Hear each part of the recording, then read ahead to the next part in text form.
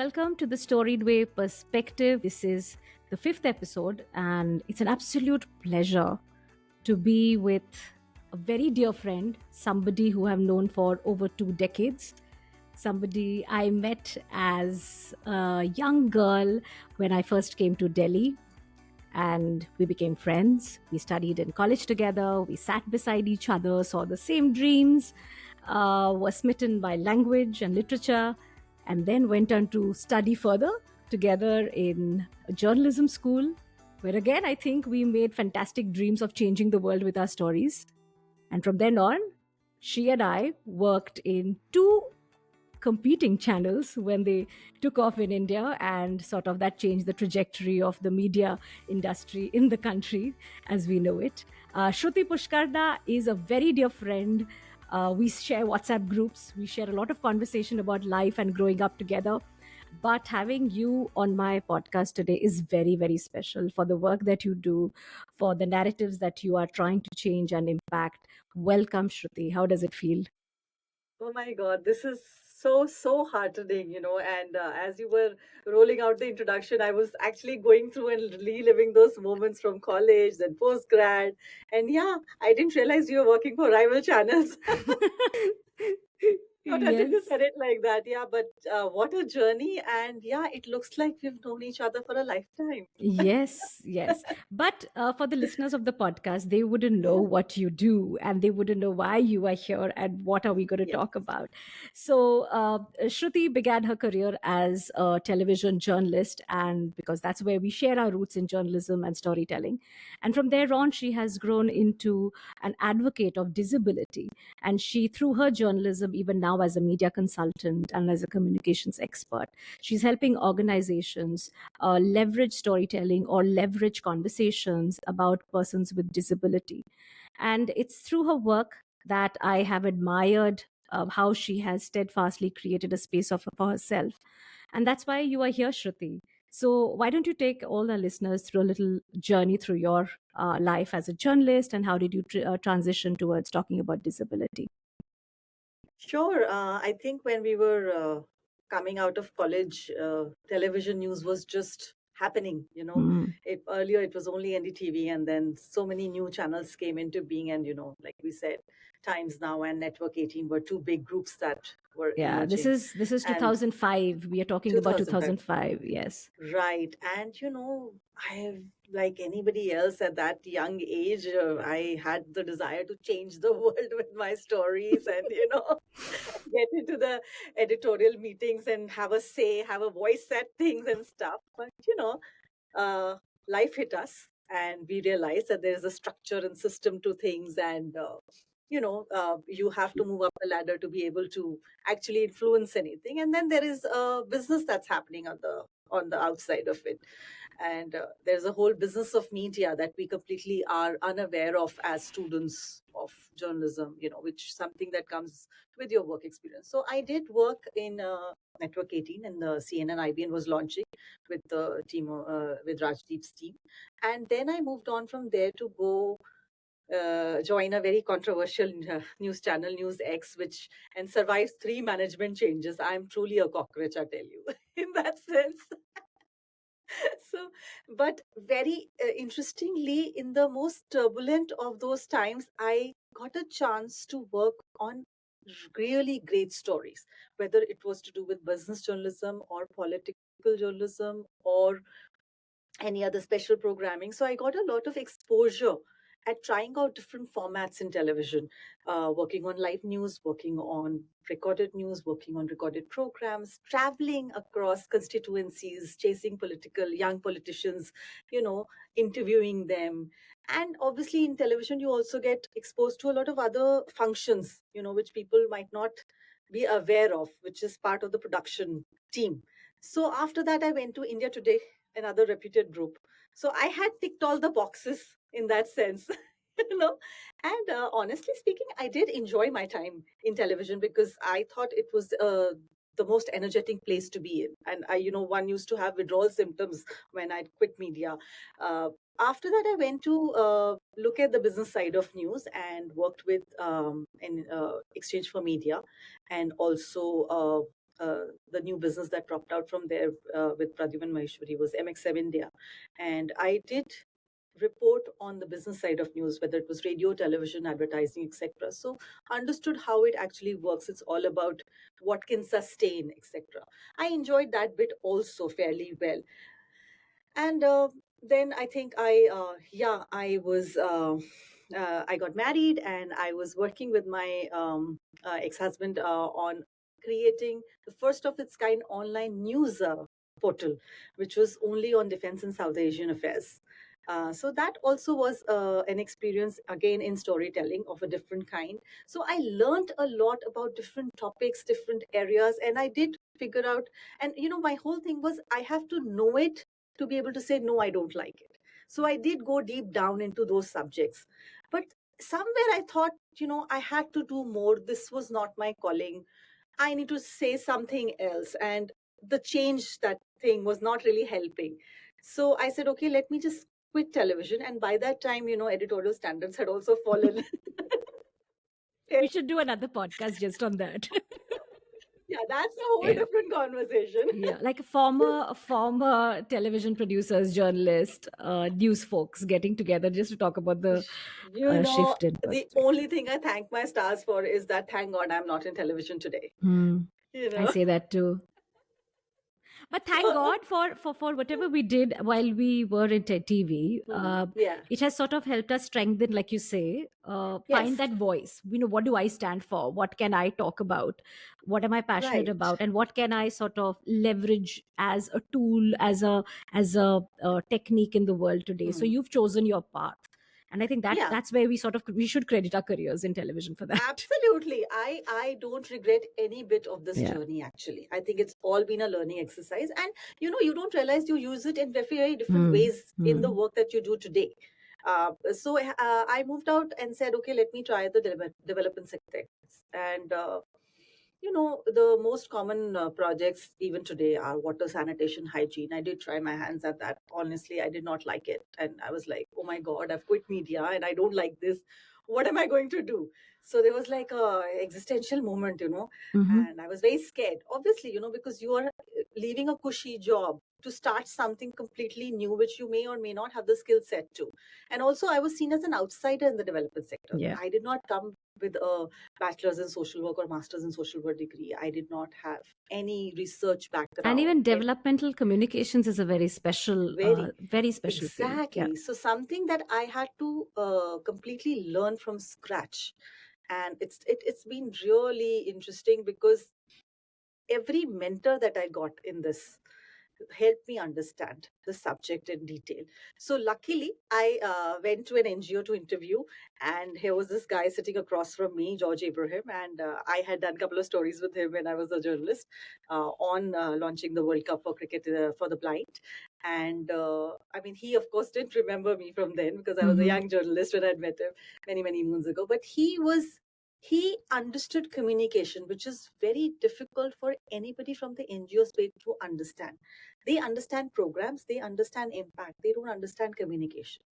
So he and I clicked, and he said, he was using communications to change the narrative on the state of blindness in the country. So I Mm-hmm. joined hands with me, and rest is history. I And just which year started is up. this, Shruti? Which year This is this? is this is in 2016. Hmm. Hmm. So I started formally in the disability sector in 2016, and believe me, I had no idea. Hmm. I just knew one blind person, that was George Abraham, or probably somebody from college who you would have seen in the corridor, Of but that's course, it. yes, That's it. yes, and Like, we had bluebells right across us in LSR, Lady Shriram College, and I remember going and taking exams for some of the visually challenged students and studying at right, bluebells, and right. I think we did it part of the NSS scheme that we were Yeah. part of. So National Social Service Scheme. You get certain credits for that and all kinds of things, and I remember doing that, and it sort of I remember once, and I'm digressing. Mm. I was writing an exam for a girl who was studying taking her psychology exam, and I had Uh, studied psychology in school, and she was taking mhm. her school exams, and she was struggling with something, and I said, I know the answer, do you want me to help you? And she said, nahi, I don't want you to help me, because if you help me today, I will not be able to do this Wow. tomorrow. And I don't know who was helping who at that point of time, to be very honest. uh, you've worked in the disability space, and you said very beautifully how you sort of found that first, let's say, your mentor in the space who held your hand. And you also said that the communications, the world outside, the journalism world outside, the media world outside works in a very different way. Right. And what were your first impressions of, let's say, what was right or wrong about, what was the media even reporting on disability at that point of time? Were they even telling stories at that point of time? What was the scene then?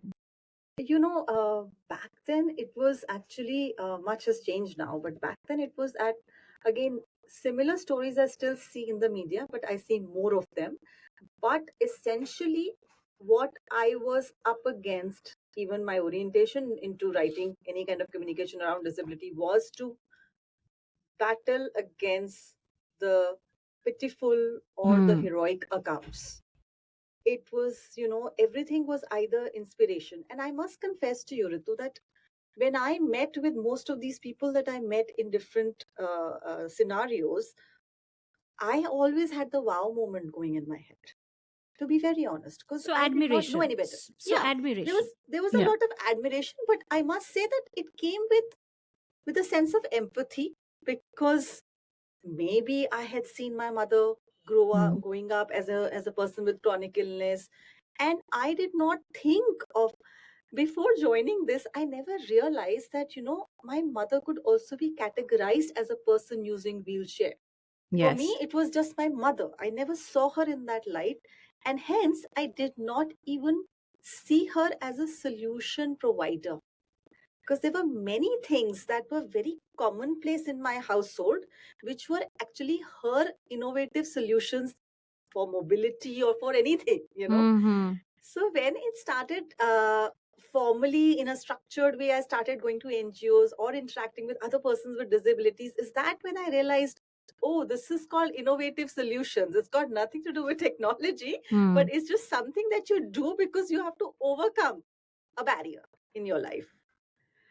But coming back to the media side of things, there were only a lot of wow stories. A lot of us would have heard blind singers on some Saregama thing or an Indian Idol thing. Everybody was familiar with that. Hmm. Or somebody making, or even in school, I remember, annual day celebrations, etc. You would have somebody who's a child with disability, a student with disability, walk the ramp. So there was a lot of showcasing happening of people, even in the media, but not for the right reasons. Hmm. I thought there were a lot of backstories to this person which got neglected by mainstream reportage.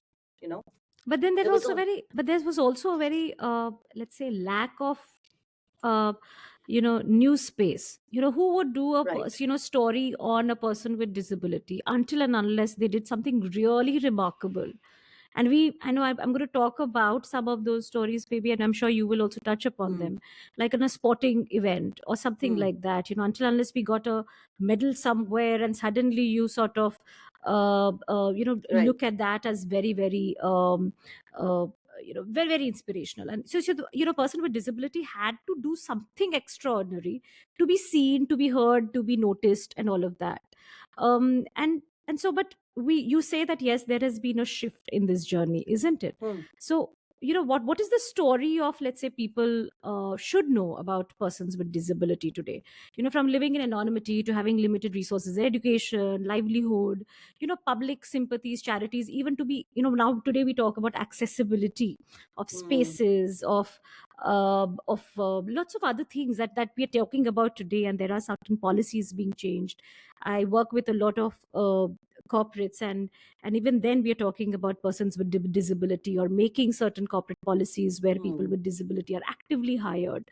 So if you were to sort of give a comparison of, from when you've studied this space, how has this story evolved for persons with disability? Sure. I mean, it has really evolved. It's a work in progress, and there are different sides to it. somewhere I would say that earlier you did not see so many people out there. Like, Hmm. let's look at our public spaces. Yeah. Right, the fact that accessibility has become a common term because of thanks to Sugamya Bharat Abhiyan or the Accessible India campaign, it has made a lot of difference. In a country like ours, we need a political campaign like that for things to become commonplace. Now, what happens is, even though we have a very skewed understanding of accessibility with only pertaining to ramps, earlier we Hmm. didn't even have that, Hmm. right? But there are ramps, so you are seeing more people out on the wheelchairs in restaurants. In earlier people on wheelchairs were limited to airports, Yeah. and that also people who were senior citizens who could not walk, had knee issues. Yeah. But then wheelchair has become very, very normal today. Cinema halls have those motorized wheelchairs to take you up Right. the stairs if you can't go up, and if there's a hall is not accessible, they don't have specific seats. Similarly in parks, etc. So you are seeing a lot of people because of the result of being seen is what is nudging the corporates also to think that there is an entity like that which is educated, there is a Hmm. community which is skilled, and can we do something. Obviously the biggest motivation here is compliance. It is not happening for the because somebody is just doing it for the goodness Hmm. sake. No, Hmm. let's Hmm. be real about it right now. But that's how things begin, right? Look at gender, look at caste, look at color, all of these things, LGBTQ, Hmm. all of this have gone through this journey. It starts with, okay, somebody is like telling you this is, there's a legal compliance attached to it, and then you experience it.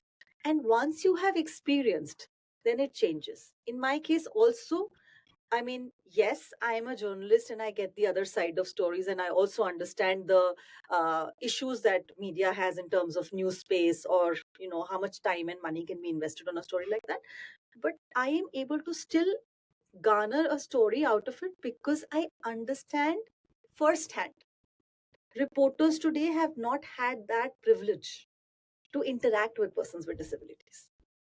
So the one thing that everybody misses out on is that there is this UNCRPD term called person with disability, and there's a Right. lot of debate around what should be the term, etc.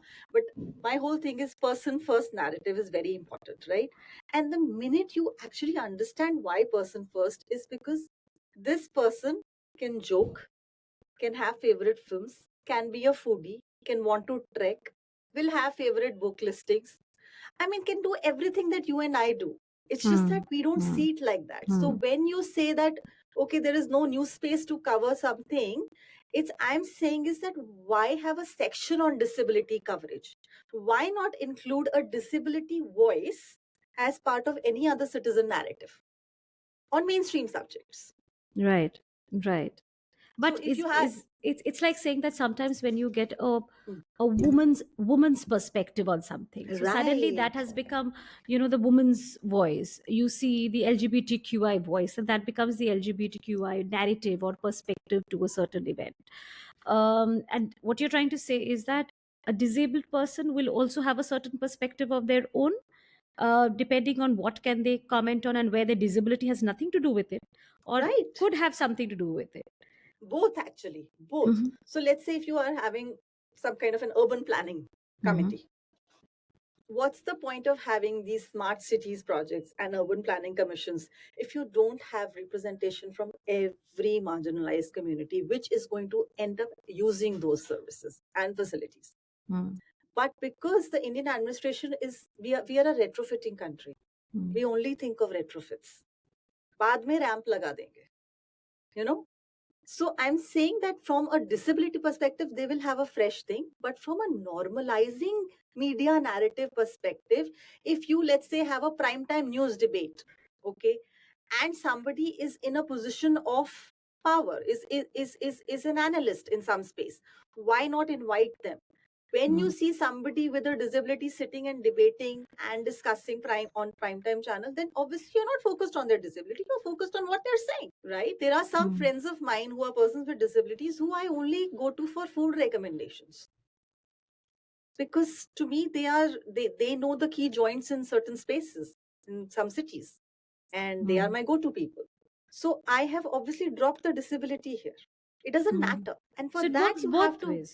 So it both works ways. both ways. It works both ways. That you somewhere say that let them lead with their disability, and somewhere you see them without their disability. You count them as humans, like persons, like you mentioned, Exactly. right?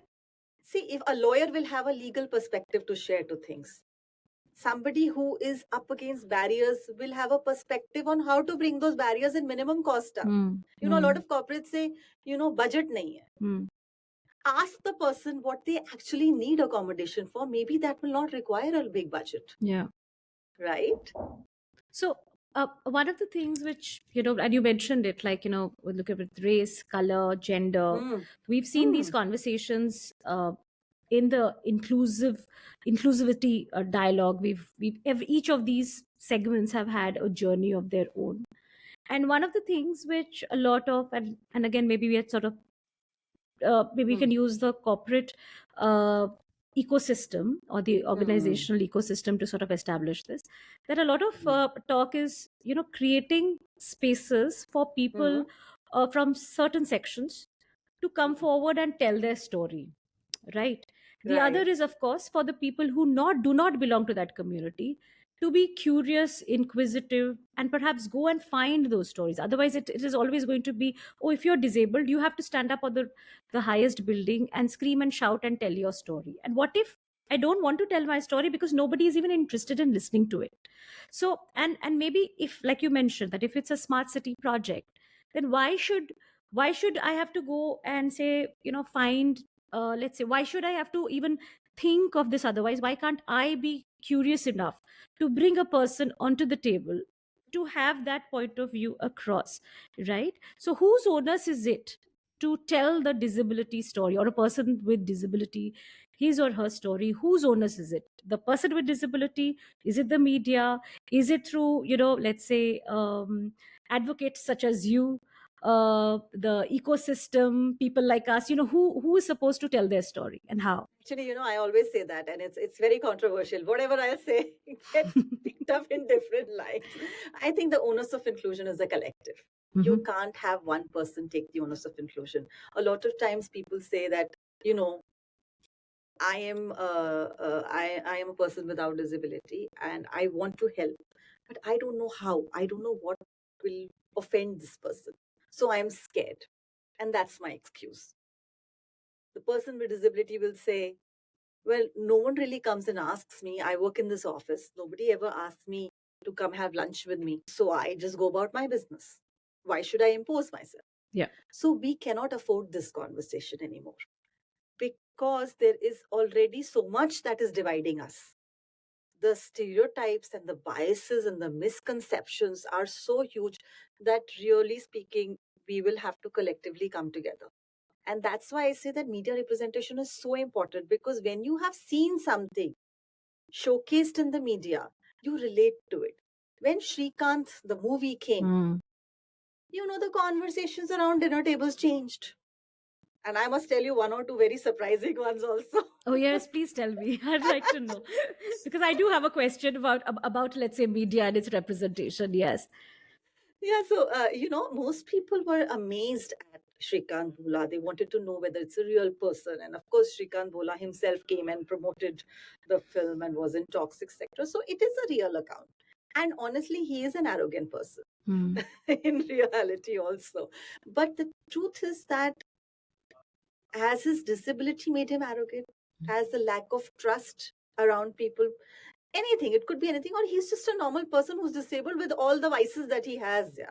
You With know? people like even you and I have, we Which sort of assume that a we person just, with disability, yeah, we sort yeah, of paint a picture of somebody with a and disability we in a put certain way. them up on a pedestal. Hmm. So, Hmm. they can have their follies. But one of the very interesting things that somebody I was chatting with was that, this person walked out of the theater, did not like the film. And I was pretty surprised because, honestly, you're interested in disability or not, it's a good narrative. It's Hmm. an entertaining Hmm. watch. You Hmm. don't have to analyze it from a disability point of view. So I was quite surprised, and then I probed. I said, I'm very curious. What did you not like about the film?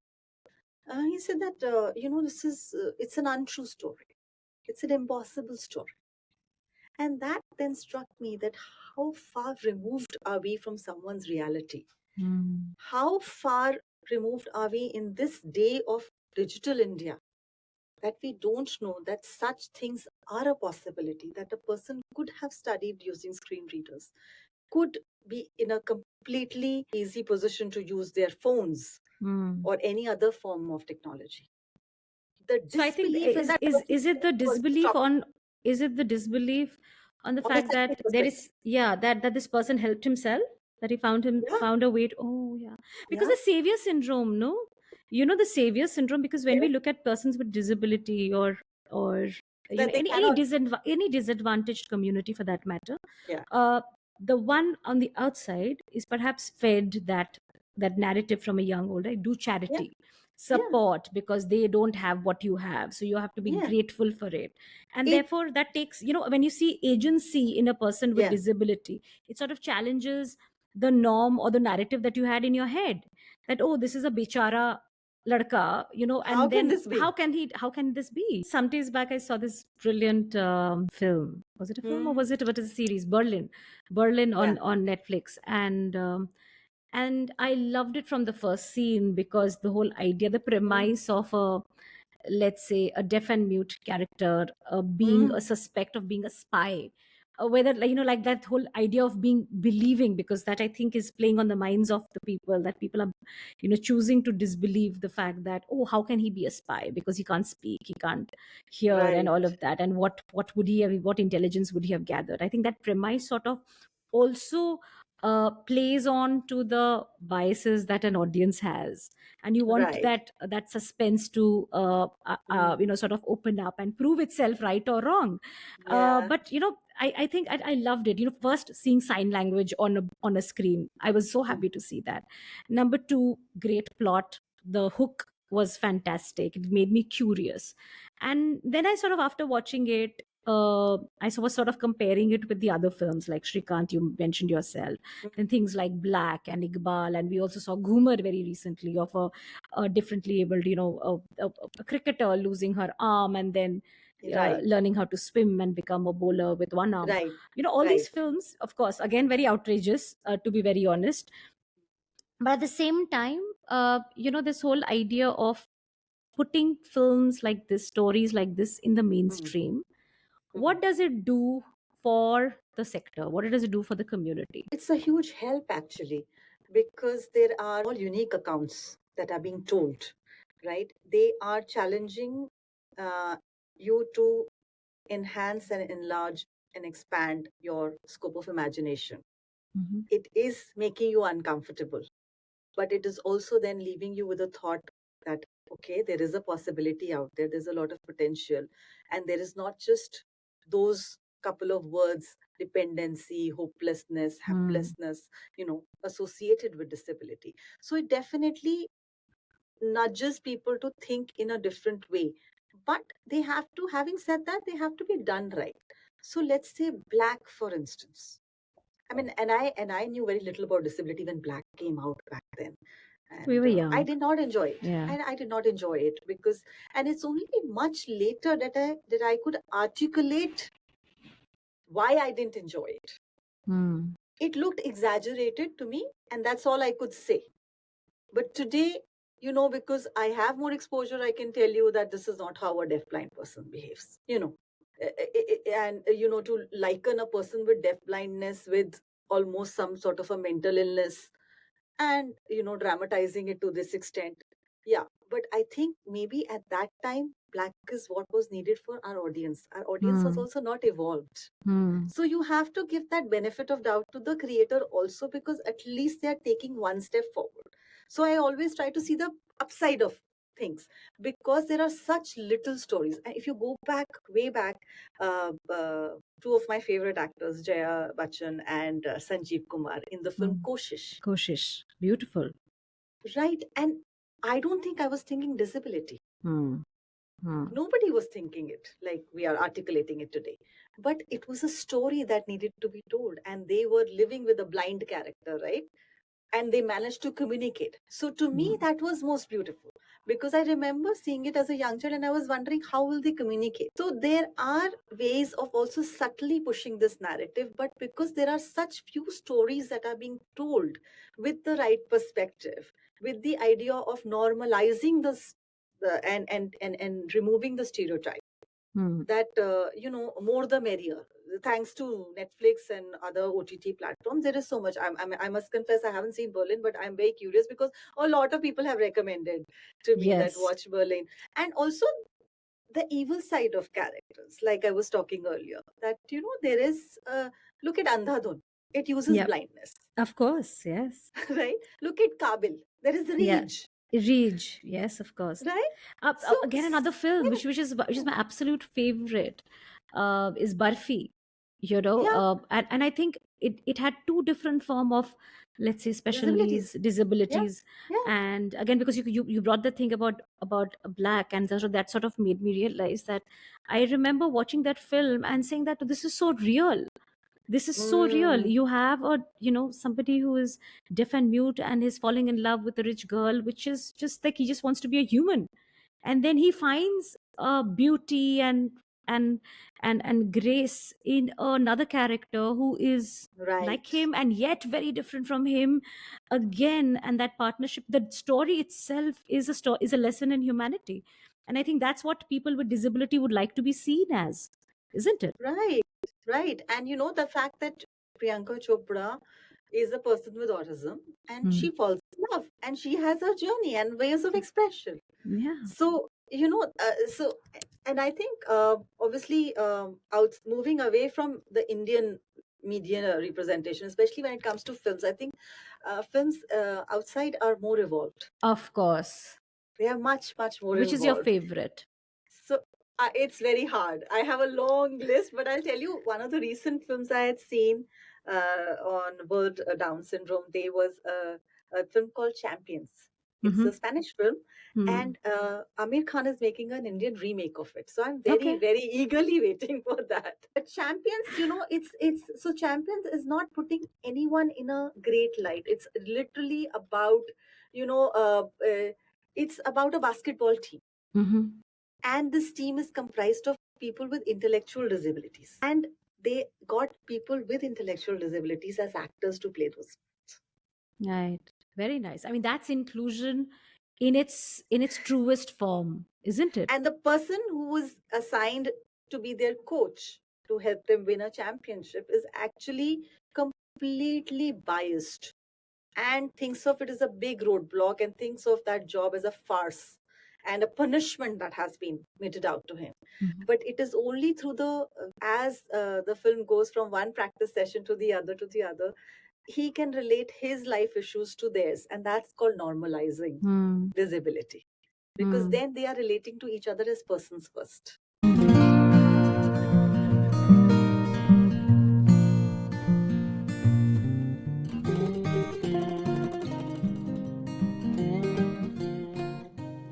The Storied Way perspective is designed and developed by your Storybag Podcasting Network.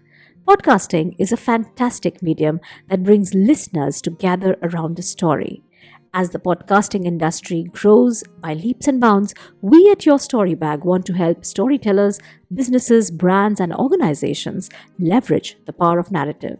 We are not an agency. Instead, you can imagine us as a collective or a cohort that incubates and nurtures emerging story based podcasts in the airwaves. If you'd like to collaborate, commission, or create your own story based podcast, reach out to us at podcast@yourstorybag.com.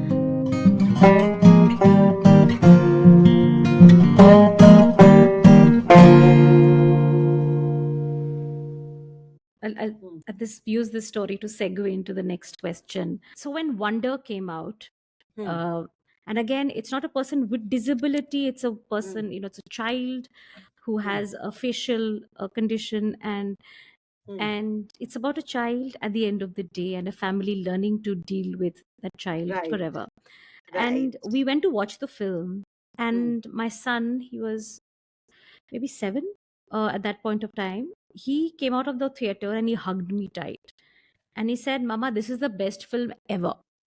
So I said, yes, you liked it Really? so much? He said, Uh, yes, I liked it. I uh, loved it. uh. So it happened that they had a child with special needs in his class who had just come in that year. And Oh, and he was different, and there were some adjustments that the child had to make and the class had to make to keep up with him or keep him included with and everything. what disability type was this? So he was a child with special needs, Some learning some disability. learning disability and Ah, also behavioral. Also, maybe we wouldn't know. huh, Could be a huh, form of autism. We wouldn't know at that point hmm, of time because as parents we didn't get eyes on the child hmm, except maybe on one hmm. annual day when we saw the child sort of do Right, something on screen with the help of a teacher. right. Um, and Vihan at that point of time, Vihan is my son. He sort of was trying to understand what is different and also why is everybody behaving a little Mm, uneasy with the child. So he came back one day and he told me that, Mama, he was struggling with his shoe because they go to the dance class and they had to take off their shoes. And right. he sort of, because he saw him struggle, he decided to get down on his knees and help him wear his shoe. And his some of his friends to said, reply that, are you his servant? Why do you have to do this? Oh, Uh, and he was like, why does this make him his servant? He's just a friend who's struggling with something, and I decided to help him. Of course, the children or the child who said this, they were as young as my son and his friend, and they didn't have the wisdom of understanding what does inclusion mean, how does one behave patiently or not so patiently with a child with special needs. And of course, a lot had to be done. They were very, very young. I totally understand that. uh, my question that I'm trying to get at is that today we do have a lot of beautiful children's books which is sort of helping children understand what disability or special needs is, and it's normalizing children living with a certain uh, a life which is very different from the other children. And like you said, when we grew up, we didn't see people with disability around us, and they were sort of mm, inside their homes. We had very few in our school, but we did have some in college because I think by the time girls went to college, they sort of uh, parents and families and quotas helped them get those seats right. and be counted. So there were certain systems which were put in place. But a lot of children's literature is sort of shaping the narrative, and I have some of my most favorite books, children's books. Do you think it's important for children to grow up with a stronger narrative about persons with disability? I have been pushed around my glasses. I wear thick glasses. My glasses used to be hidden in some corner, and I would fall, fumble over classroom furniture to go and finally reach my glasses. And they call you names when you're wearing those thick glasses. So it happens because they have not been exposed to disability. Thankfully, today, whether it's literature, whether it's inclusion in schools, that is happening because now it's also become a mandate under the new education policy Yeah. and RTE.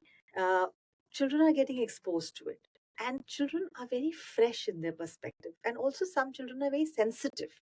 So inclusion really truly can happen at that age very, very naturally.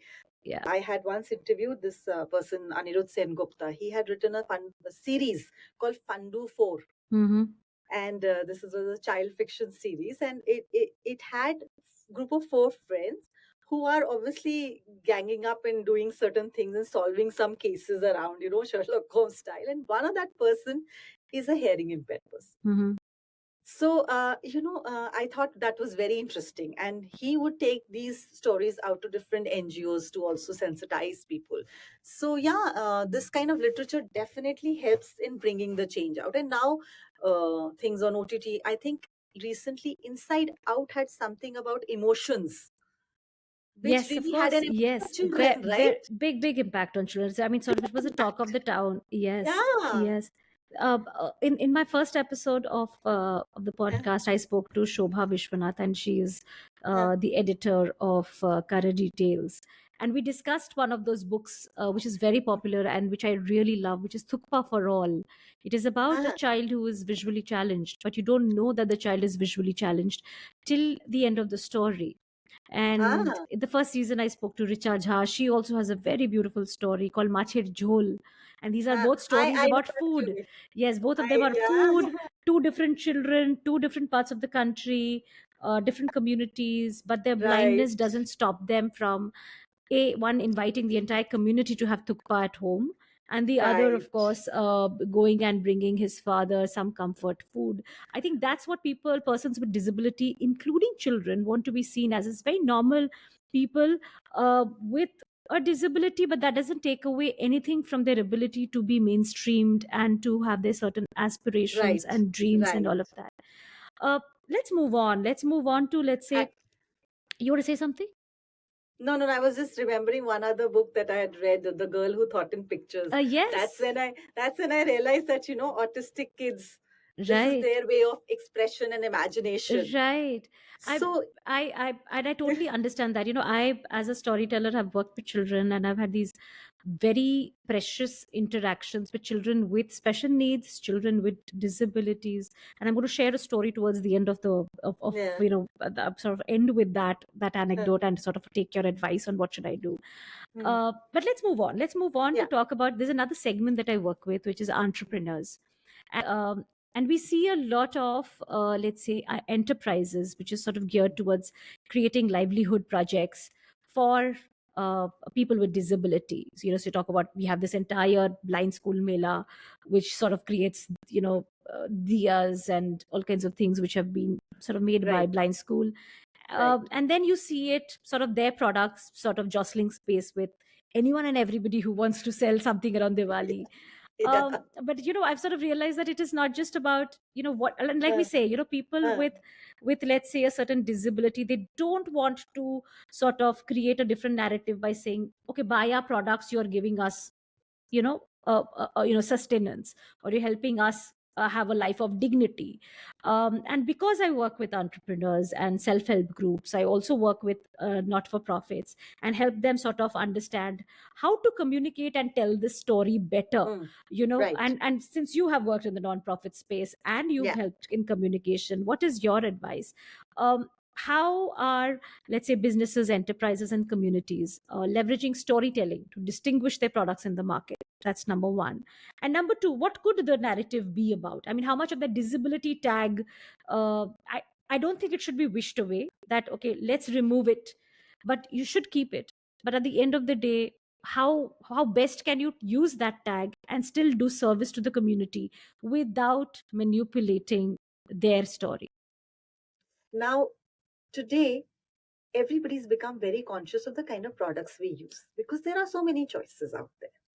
So obviously, if something comes with a person with disability tag, it will make a difference. There's this lady, I think she's based in Calcutta. She runs this enterprise called Capable with a K. And she is a person on a wheelchair, and she realized that people need to also dress in a chic way, and I will make accessible clothing. Now that's a different spin to the story. Now, she may or may not be using persons with disabilities to manufacture those, but I'm saying the stories are fascinating. It that tagline alone will send you to check it out, right? Now, there is a candle manufacturing company in Maharashtra, very profitable. It was started by a blind person. It's called Sunrise Candles. Okay, now great. Blind people make candles. Everybody knows that. Blind people make diyas. Everybody knows. But what really emerged as a story before it caught my attention was that this blind person has employed a lot of other blind people as well as persons with other disabilities to manufacture and take that scale that enterprise. So it's stories like this which will have a long term impact on the profitability and the sustainability of that project. It will not just be about, okay, I go to blind school mela and I'll buy this thing. Now, I there's a National Association for the Blind Center for Blind Women in Hos Khas in Delhi, and they have this enterprise called Ujwala, and they make products. So I order my rakhis from there. I order some knickknacks, my coasters, etc. from there. And now and then, when I do send a link to a friend, they will go and buy, but they will probably forget about it.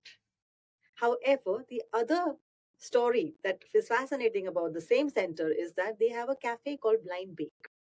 Now, when you go and experience that, because that is marketed in a very different way, it's the regular cafe, it's a good ambience, something that I would actually want to go to and spend an evening with a friend.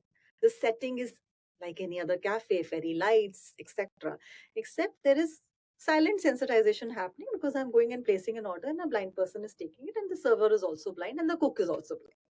So it is not upfront, yet there is nothing hidden about it.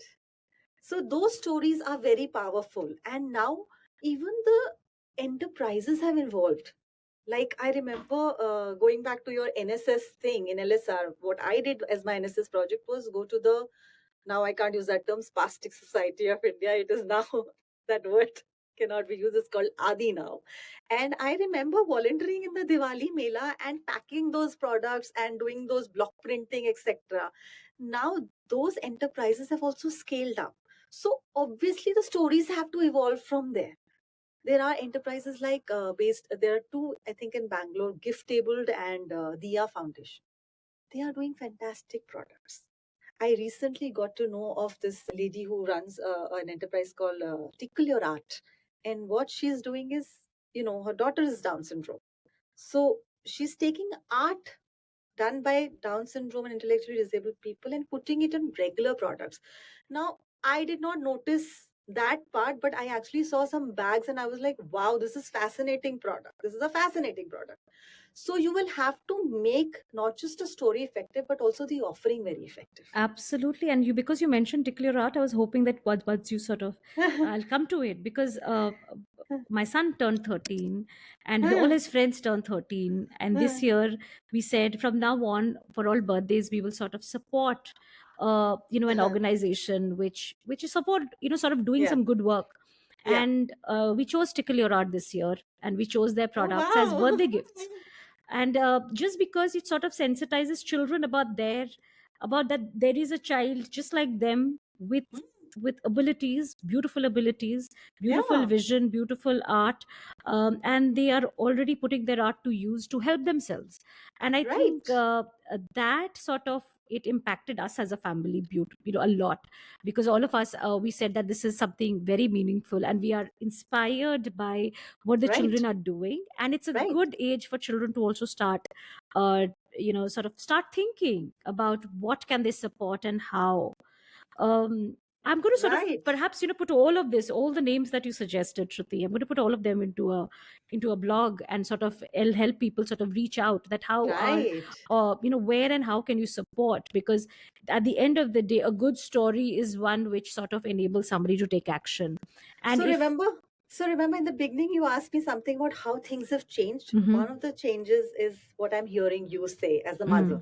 Mm. Mm. Now, if you go back 10 years or even 15 or 20 years, mothers would tell their kids, okay, we'll go to a blind school and feed somebody, Yeah.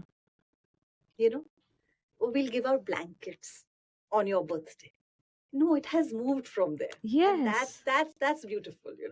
Yeah, and of course sort of we need to talk about this because it's not Right. that people are waiting for our generosity. People are wait and we have to do Mm, something nice to sort of feel good about ourselves and our position and our abilities for that matter.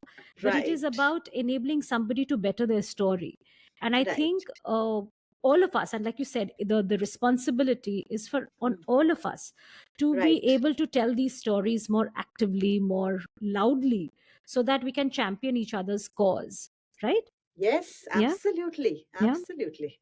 I work a lot with DEI in corporate, Mm-hmm. and I remember talking about it with you when I said that I'm working with a Yeah. company, and you asked me in Yeah.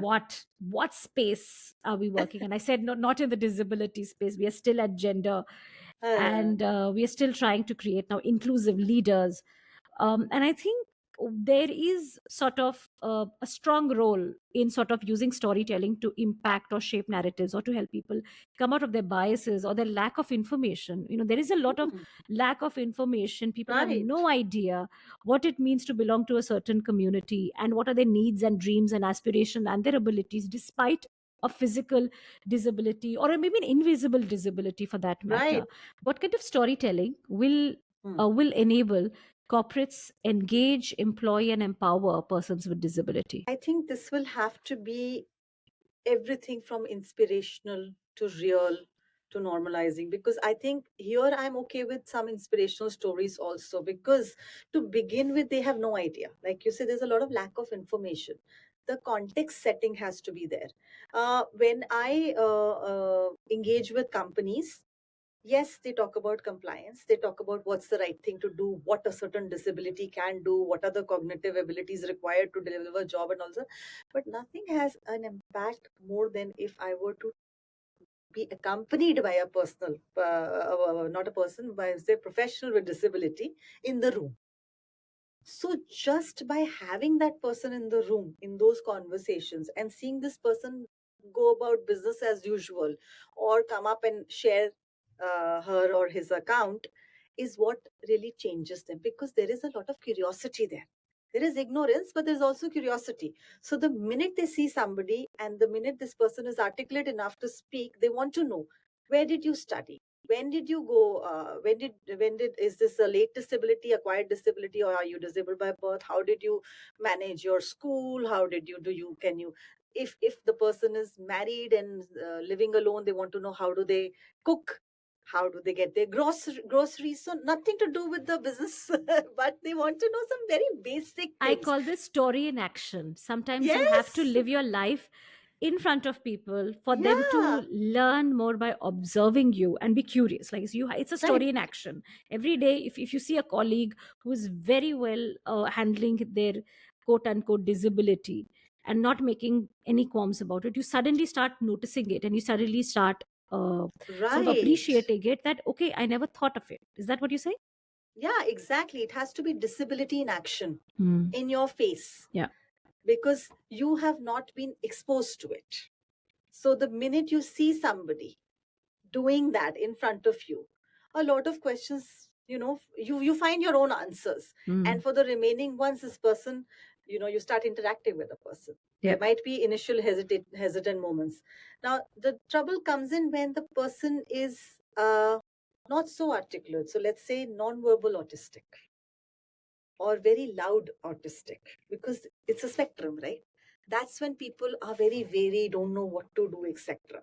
That's when I tell people to just, you know uh, give a normal environment, a normal reaction, and see how you would react to a person who was behaving a certain different way, but not but that person doesn't come with a tag of disability. Because very often our reactions are also extremely exaggerated, especially in a large corporate setup, because we are so governed by the structures and the silos that we operate in. So we react to, oh my god, what are the other people going to say if we have a person who is loudly autistic in our team? What will happen? It's not a normal case, but there can be a normalcy that is built around it. And for that, you have to let it evolve in its own experience by the natural interaction between people. Because if it were home, people find a way to interact. Let's say Hmm. siblings with autistic Hmm. siblings, right? Hmm. They figure out a way. But here, because there are these superficial structures and expectations that we think that come with a workplace, and we are so ridden with it that we can't do anything different here. Are we making an exclusive thing for this person by allowing this behavior? So I think, and then that's where again we come back to the burden of inclusion. I think there is a little bit of a slightly larger burden of disabled inclusion on the non-disabled crowd, because we Yeah. have also pushed them out for so long. Yeah, yeah. So they have to So bear the brunt of it, or if you, I could say the word yeah, brunt, because then yeah, they have to make adjustments. They have to change yeah, the way they have been talking or behaving, right, or their expectation from a colleague who right, is perhaps going to take a little more time to get back to them, and they have to right. wait. They have to sort of be more patient And we about can it. be very upfront about it, like in corporate conversations we simply say out loud that if your training period into a job is 1 month, this girl will probably take 1.5 months or 2 months. Mm-hmm. And the factors to kind of monitor, etc., also have to be tweaked. Mm-hmm. But then that's something you are direct and straightforward about, and you know what you're entering into. The expectations are set from the word go. Yeah. Yeah.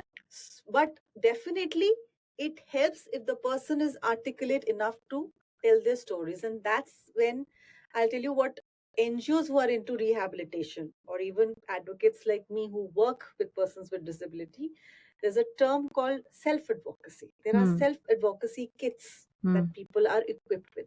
When you go into rehab, when you are undergoing employability training for persons with disabilities, because they have not been exposed to normal environments, regular mainstream environments, they are taught that what to expect in an environment like that. And again, the burden of inclusion is put on them by saying that you will have to go even on day one and put out there that I am a person with this type Yeah. of disability, these are my needs, I can do all of these things, but maybe tweaked in certain ways. And whether I need to sit closer to the washroom, whether I need to be on a certain floor, whether I need to operate in a dark mode is something you tell, but not say it like, oh my God, I'm disabled, here's my checklist. No.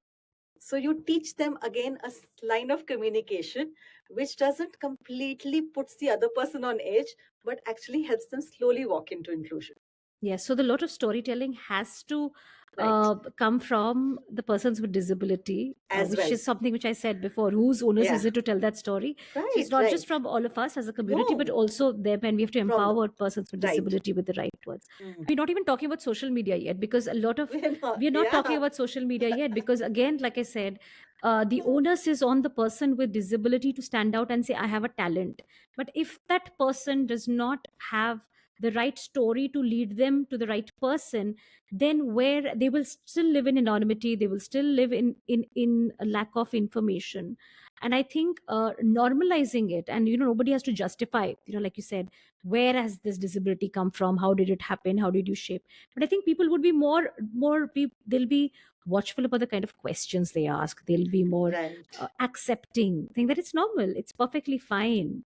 And I right. think that's important. Right. uh, And I think some of the achievers also somewhere become flag bearers of change. Absolutely, they So do. now what comes to mind is when I started my work in blindness domain, I did not realize that blind people, kids are denied STEM education. After eighth grade, I was just looking at a lot of cases and I thought, why is everybody dropping out of school after class 8th? That's when I realized that in 9th, 10th, it gets complex to study Mm, math and science, mm, and they were being discouraged to pursue education further. And that's when the story of one Karthik Sahani came. About that, he was one of the few people who was in an inclusive education setup, and he was, I think, using computers with screen readers since class 2 or 3. So obviously, the child was equipped all along and wrote his own papers, did not need a scribe, etc.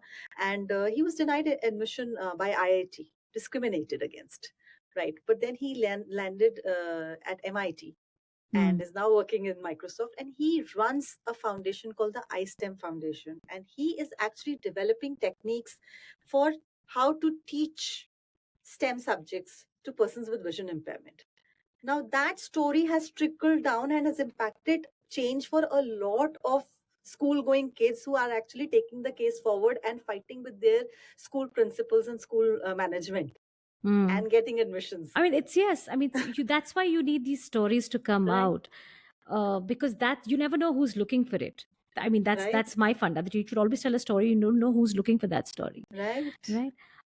You have a column, and you completed 100, let's say, Yes. columns. Tell us about that, Shruti. What is Shruti Pushkarna trying to change with her communication, Yeah. her storytelling, as far as the stories and narratives of person with disability? What are you trying to do? See, when I was writing and working in the blindness space, I wasn't really putting out my own voice forth. I was just putting, structured communication forth for the sake of the NGO. But I did have views and etc. And, I felt very strongly about certain things when I experienced them firsthand. So it was a little nudge from my editor and very dear friend Pradyuman Maheshwari, who said that, because I would talk to him about what I was experiencing at work, and he was moved by it. And there were experiences, we would exchange anger, happiness, different emotions when different stories came out. And then he said that, why don't you write?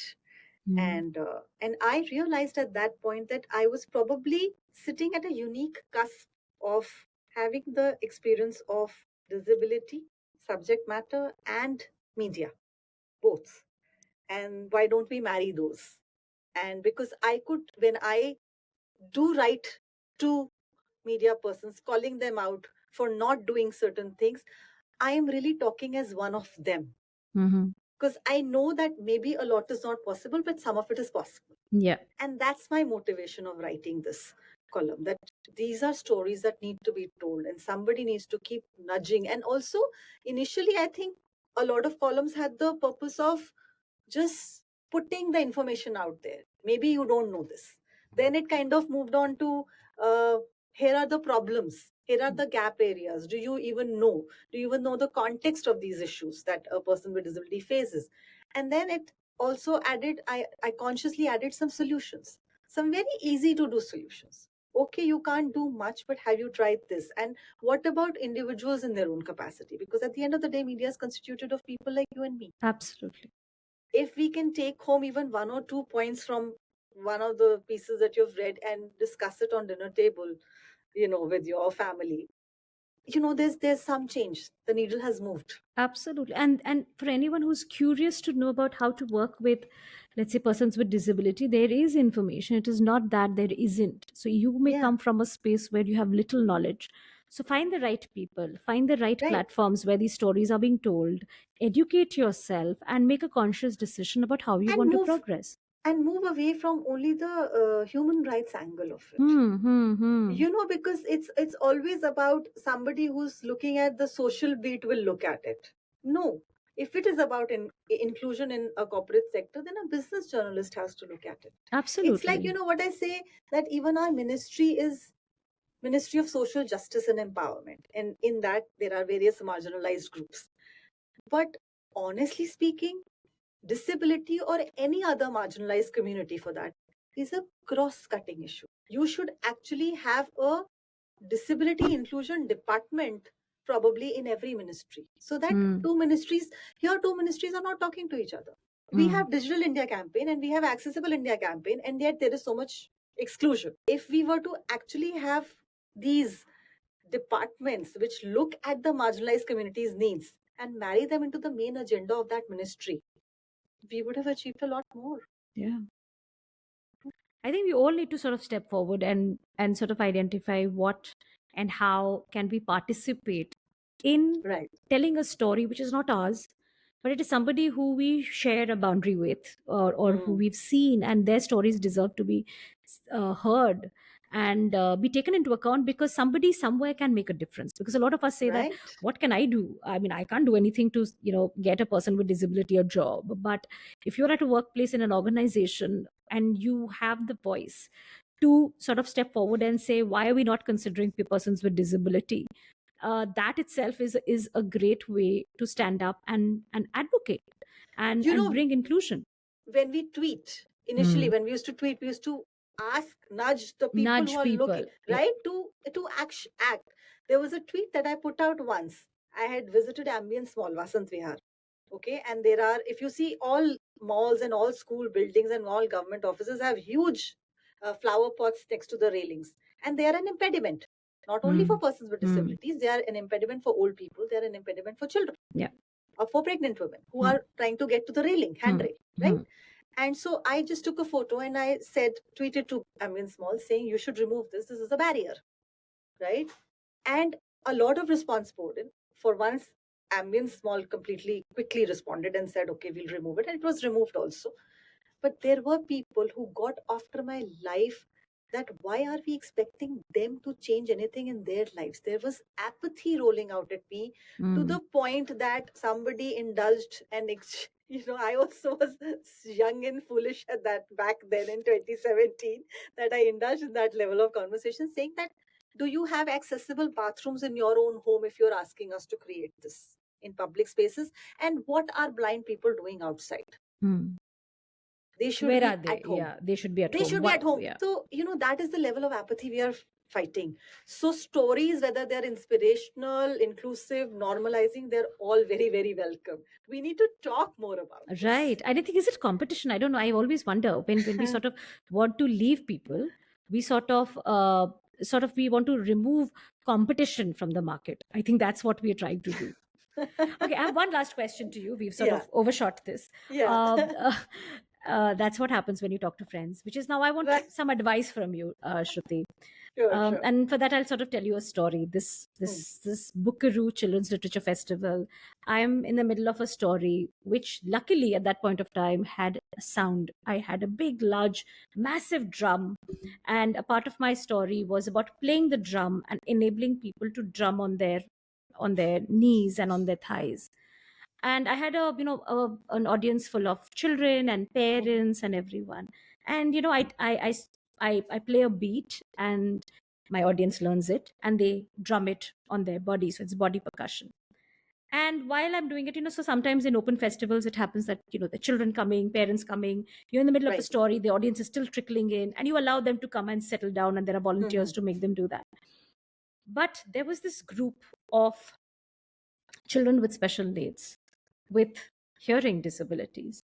Mhm. uh, the volunteers were making space for them right in front, so they could see my mouth while I'm Right. telling my story. So I Right. also noticed that there's a teacher that I could see the unit, they come in uniform. Of course, I don't know what ability or special need they have. So I could see that, okay, sit down, I'm sort of given instruction. And then comes my drum the second or the third time. And they start, my audience starts thumping. So imagine about 100 and 150, 100, nearly 100 people in front of you, open. They're all sitting on the floor, which they're all sharing, and they start drumming on their body. And suddenly, everybody's eyes, the audience, their eyes, their vision, their glance shifts from me to this little group of a teacher and their child, because the teacher is using sign language to tell my story to them, number one.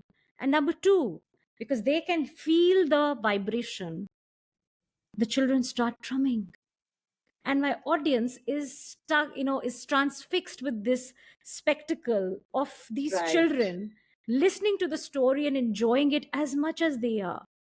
And that Right. sort of changed the way I looked at storytelling and what I can do, should do, would do, Mhm. at any given point of time, as a Yeah. storyteller, is to how inclusive am I as a storyteller. What tools am I using to create and involve as many children as Mm. possible in my sessions. I love sign language, and I sort of did a little trying to do something with it. But and that sort of is on my bucket list, to learn sign language and to be able to tell stories using sign. And because I'm a very animated storyteller, to be able to tell stories to audiences, not just children who can't hear, and but perhaps even they can learn how to tell stories with a lot of animation. So what is your suggestion for me? And that's my last question to you today. So I'll tell you what, last year I took a course in sign language actually, and I loved it because one of the things that I realized was, uh, and you will obviously excel in it because I am not even half as expressive as you are. You have the gift of expression. I learned that if you can be expressive, it you don't have to know the exact signs. They are really, and this is the sign for expression. So if you give the expression right, you will be able to communicate. So there are a lot of schools, online classes, etc., that you can easily enroll. I will DM that information very willingly. In fact, I am planning to do revision and an advanced session. Maybe we can join together. Yes, let's do that. Yeah, Let me catch up. Let me catch up, and then we can perhaps do it together. yeah. So, and there are a lot of apps and online YouTube channels that you can actually access for this. There is something called Sign Learn. There is something called DEFISL. There is a company called Signable, which has courses and apps to help your communication with hearing and speech impaired people. And there's also, I think the government also launched something called ISL Journey. So they are creating an army of Mm-hmm. ISL interpreters Mm-hmm. to be easily available to teach and also to make, experience activities and engagements inclusive. So today there is a lot available online on free apps and YouTube content. So, I mean, sometimes what happens is, so the Starbucks down in my office building at WeWork in Noida has only deaf baristas. Mm-hmm. So when I was learning sign language, my biggest problem was, who do I practice with? Mm-hmm. And thanks to that, I started having a lot of Starbucks coffee because I made friends with them. And I would often go down and just practice. And that's when I realized how included they felt that there is a sign thing that you can write, or you can use the digital tablet to place. But then when I made the conscious effort of placing my order in sign language, is when the barrier just came down. Mm-hmm. I started learning about where this person is from, what app are they using. So they would sometimes, when I would ask a certain word, because also deaf people within each other communicate different kind of signs. But when we follow the Indian sign language or the American sign language, it has a different dictionary and grammar to it. Right. So to be able to tell me, they would go on these apps and YouTube channels, and that's how I got to know that there are these easy things that I can use. So I would sometimes not remember the word, and I would just indicate to that. I would look up on YouTube, and this DEF app that there was, DEFISL, and I would be equipped to communicate. So the barriers just go away. So I'm taking it that yes, we are doing this course together. Yeah. And second is that I should try my hand at it. I should learn you sign will you language. will be Yeah. you will be very good at it, I'm telling you, knowing you, because it's all about expression Yes, and it being is. animated using your hands. You don't have that inhibition, because a lot of Yeah. people feel very inhibited, because I Hmm. had people who were trying to learn sign language in my class, and sometimes their body language was so stiff that it would prevent them. Oh, I'm also thinking big. I'm thinking ambitious. Like we could do a livelihood project. We should do a career skill art-based project with persons who have hearing impaired or maybe speech Yeah, impaired, and they learn storytelling through signs, through gestures, to be able to work with audience who can hear. So absolutely. maybe create something like that And together. storytelling is a Huge. huge Yeah. huge enterprise for them. This is just like Yeah, we a, should create something like that. I'll be very yeah. happy to work on it, and I'll use you, my become my mentor for that journey. Happy to, happy Yes, to. and that'll give us some more time to sort of spend with each other, I think. Yes, all the catch up from all All these the catch years. up, yes. So, Shruti, thank you so much. I think I thoroughly loved this, enjoyed this conversation, and it sort of taught me a lot. It sort of reinforced a lot of my ideas, and sort of also opened up more doors to what areas should one pursue, like this one, for example, like I said.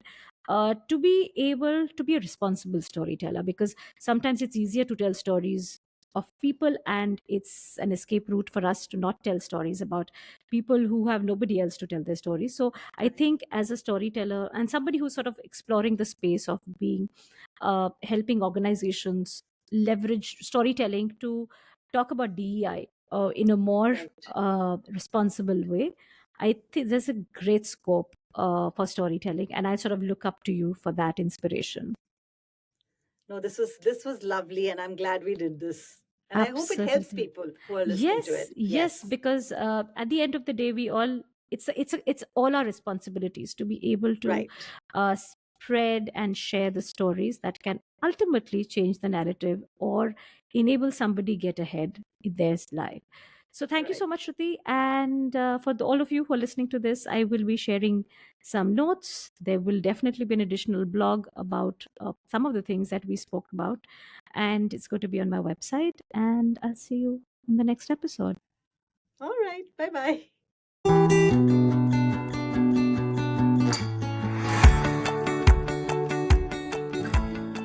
Hi, this is Rituparna. Thank you for listening to the Storied Way Perspective.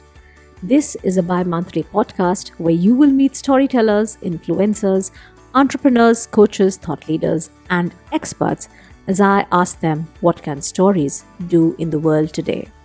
You can find us on Apple Podcasts, Spotify, Amazon Music, Audible, and everywhere else.